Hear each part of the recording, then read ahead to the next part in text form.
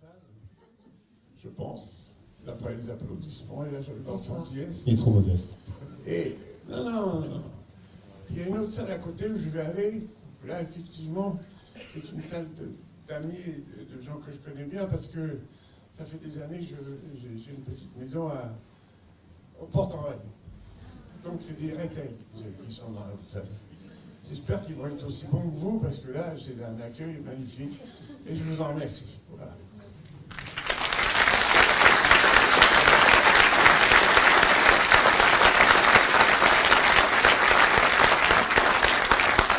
Je voulais aussi vous dire, évidemment, Sophie Verbeek qui est ici.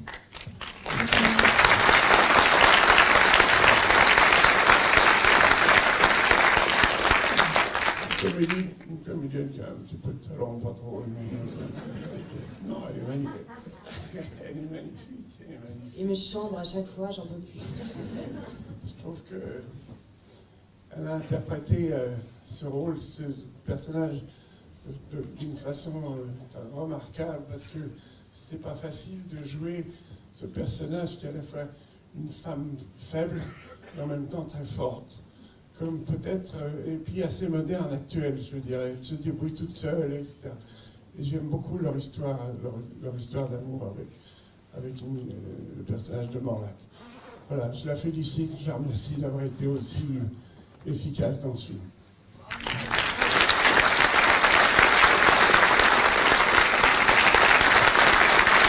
Voilà. Et à côté, vous avez... Je l'ai fait. Je fais ce jeune homme. On découvre, regardez cet homme-là, c'est moi qui l'ai fait. J'en reviens pas. C'est mes deux complexes avec le producteur et celle qui s'occupe de toutes les... Voilà, nous, récemment associé Claire, voilà. Elle a un trac inouï, mais c'est la première fois qu'elle vient à une avant-première comme productrice. Elle ne l'a jamais fait, alors encouragez-la, on est ravis d'avoir produit ça.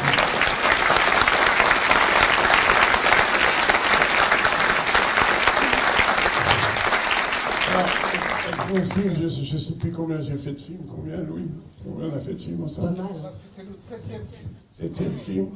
Et c'est même a fait un film d'ailleurs ici, à La Rochelle, qui a tourné un film et qui a fait ses premières armes de metteur en scène ici à La Rochelle. Hein. Ah oui. Les papas du dimanche. Les papas du dimanche, Ouais. c'est lui qui a fait ce film. Voilà, qu'est-ce que je pourrais dire d'autre? Ah si, je voudrais simplement pas me couper le sifflet, tout ce que je dois aller à côté. Il y a des petites questions? Ça me ferait plaisir. J'arrive. Ne soyez pas timide, comme moi. Bonsoir, tout d'abord, merci d'être ici. Je pense qu'on a tous apprécié ce film. J'avais une question pour vous, Monsieur Becker. Vous avez dit que, je cite, « Je me disais que les scènes de guerre seraient compliquées à mettre en scène pour un réalisateur de mon âge. » Pourquoi vous avez dit ça? Parce que je ne suis pas en perdreau de l'année, comme vous le voyez. Hein. Et diriger des mecs qui sont en train de s'embrocher et tout, c'est pas simple, je vous assure. Alors moi j'étais dans une petite casemate, je regardais ça derrière mes combos. Mes combos, c'est des petites caméras où je peux voir les différentes caméras, que là je vais en avoir 2 ou 3. Et 3, je crois. Et je regardais donc ce qui se passait. Je donnais des instructions à mes assistants. Et alors, ce qui m'a énormément touché, je peux vous raconter cette petite anecdote, c'est que moi, j'étais dans une petite casemate, donc à l'abri, eux, ils étaient sous la pluie, sous la merde, dans la boue dégueulasse, etc. Et à la fin et c'était des gens, j'avais 3 cascadeurs, c'est tout, parce qu'ils ne m'ont pas donné beaucoup d'argent, ces deux-là, pour faire leur film. Et tous les autres, c'était des gens du coin d'Angoulême, la Charente, et tout ça, qui étaient des figurants d'un peu de toute possibilité, d'un peu de tout le métier et tout. Et ces gens-là, on les a donc habillés en taufion, aussi bien allemand que français et tout. Et ils passaient à côté de moi, à la fin du tournage. Et ils me disaient, merci, Monsieur Becker.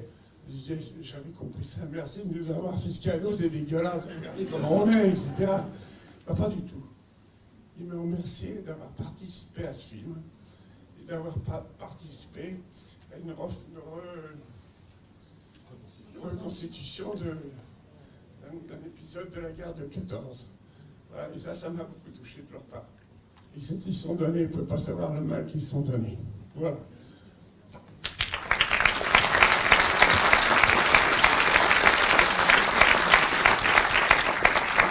Et pour compléter la réponse à votre question, je peux vous dire que il était extrêmement héroïque parce qu'on était sous la pluie, sauf qu'il a fait très froid, dans la boue. Et justement, la difficulté, c'est en même temps de diriger et d'avoir une vision claire de ce qui se passe et de ce qu'il faut filmer, mettre en scène, faire vivre. Et en même temps, la difficulté d'avoir les capacités physiques et mentales, et même toutes les nuits jusqu'à 6 h du matin.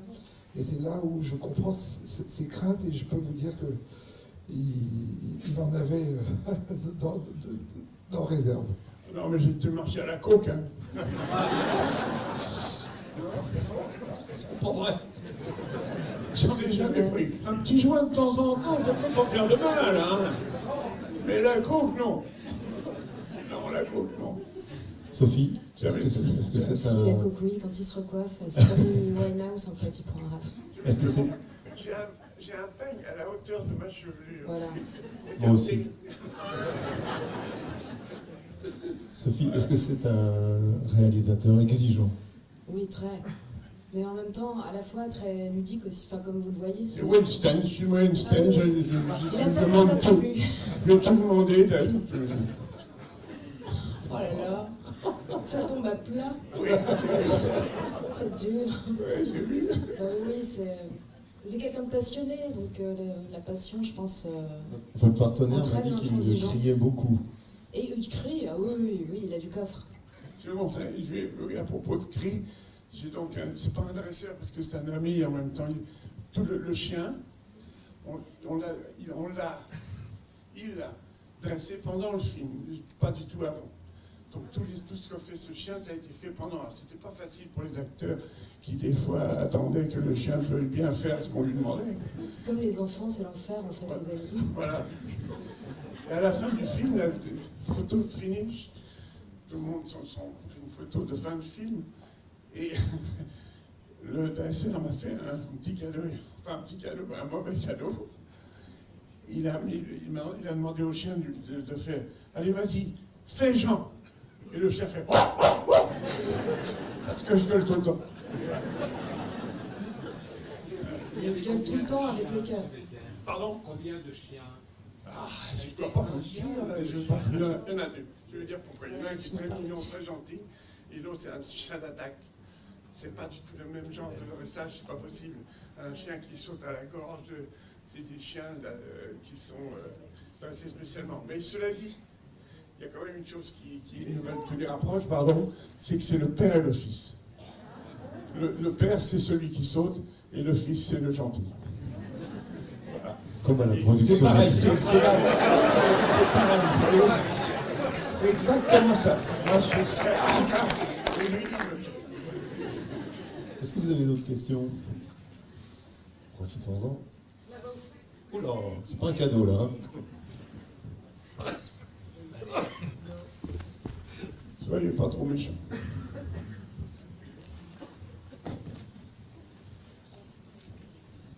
On a fait une présentation dernièrement, il y a un monsieur qui m'a dit « Je ne peux pas dire votre truc, là, vous devriez faire plutôt un film de romans de... comment il s'appelait ? Stefan Zweig. De Stefan Zweig. » Je lui ai dit « Oui, pourquoi pas, la prochaine fois, merci monsieur. » Moi, je voulais féliciter Sophie parce que je trouve qu'elle est fabuleuse dans ce film. Elle interprète le rôle divinement bien.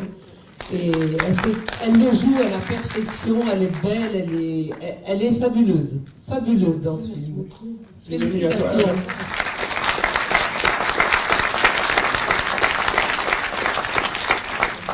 C'est une amie à toi, la dame, là. Oui, Moi, je suis un Tu l'as monsieur. payée, celle-là. J'ai de nombreux amis dans la salle. Vous êtes de la famille, non? Alors, une question un petit peu plus politique, je dirais.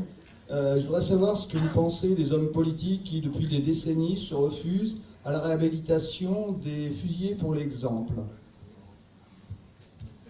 Écoutez, monsieur, vous touchez quelque chose qui me qui me fait à la fois très mal, parce que c'est un peu dans le film, j'ai fait ce que je pouvais, et j'espère, je vous le dis tout de suite, que cette année, on est en 18, on n'a pas fait exprès, nous, de faire ce film, parce qu'on a eu du mal à tourner le travail, donc on aurait pu le tourner en 18 aussi, ou en 16, qui fait qu'il serait sorti en 17. J'espère que les commémorations qui vont avoir lieu ne vont pas expliquer que c'était on avait gagné la guerre, que c'était magnifique, parce que c'est une guerre de merde qui a coûté la vie à des tas de gens sous l'égide d'un gouvernement de généraux pourris. Et tout ça, c'était dégueulasse. Donc, si vous voulez, vous parlez effectivement, les fusillés, ils ont fusillé des gens parce qu'ils ne voulaient pas aller se faire tuer. Alors, ils préféraient les tuer tout de suite, c'était mieux, c'était plus facile. Alors, comme vous dites, réhabiliter ces gens-là, on devrait le faire en expliquant réellement, j'espère qu'ils vont expliquer à la jeunesse actuelle, et encore aux gens qui sont peut-être sceptiques, que c'était la guerre la plus pourrie. J'avais un grand-père, le père de ma mère, qui a fait 4 ans de tranchée à Verdun. J'ai jamais osé lui dire qu'il avait fait une guerre de merde, parce que ce type, il a malgré tout cru à quelque chose. Jusqu'à l'armistice, qu'est-ce qu'ils ont gagné là? Et les Français et les Allemands, des morts. Il n'y avait plus personne dans les villages, il y avait que des femmes, tout le monde était mort. Génial, pourriture. J'espère que, heureusement, cette année, ils vont dénoncer. Là, vraiment la dénoncer, cette guerre. Quand je les vois, c'est trop.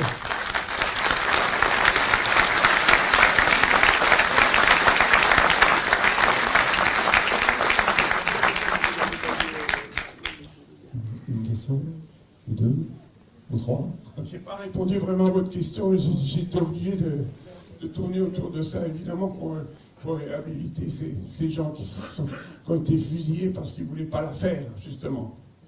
Ce qui est le cas de Morlac dans le film, qui disait... Et finalement, le personnage de l'officier en vient à penser la même chose. Il dit, vous avez raison, cette guerre, il fallait l'arrêter. Et tous les deux, là, ils ont eu tout d'un coup une complicité, et elle, par rapport à ces événements dégueulasses qui se sont passés. Comment s'est passé le travail d'adaptation avec l'écrivain et puis les dialogues avec Jean-Loup Dabadi? C'est compliqué à vous dire. Moi, j'ai pris le truc en main. J'ai travaillé dans tout. J'ai essayé de reconstruire, machiner tout ça. Et finalement, j'ai repris exactement la construction du livre. À tel point que j'ai un petit peu tressé une couronne. Quand Jean-Christophe Ruffin a vu le film, il avait les yeux un petit peu mouillés. Alors j'ai dit, qu'est-ce qui se passe? Pourquoi? Il me dit, parce que c'est la première fois que je vois un livre que j'ai écrit en images, et je trouve que tu as tout à fait respecté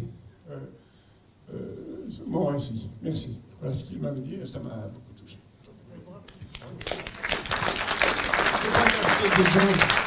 Il y a peut-être des gens qui ont lu ce livre et qui viennent de voir ce film. Je ne sais pas s'ils pensent la même chose, mais je trouve quand même que c'est un travail qui est assez positif par rapport à son livre. Il y en a? Et alors? Qu'est-ce que vous en pensez? Oui? Oh ben ça va, on peut arrêter alors. On est dans l'autre salle, non? Oui, voilà. Non, sérieusement, je ne sais pas. Une dernière question avant que nous vous laissions. Oui, jeune homme.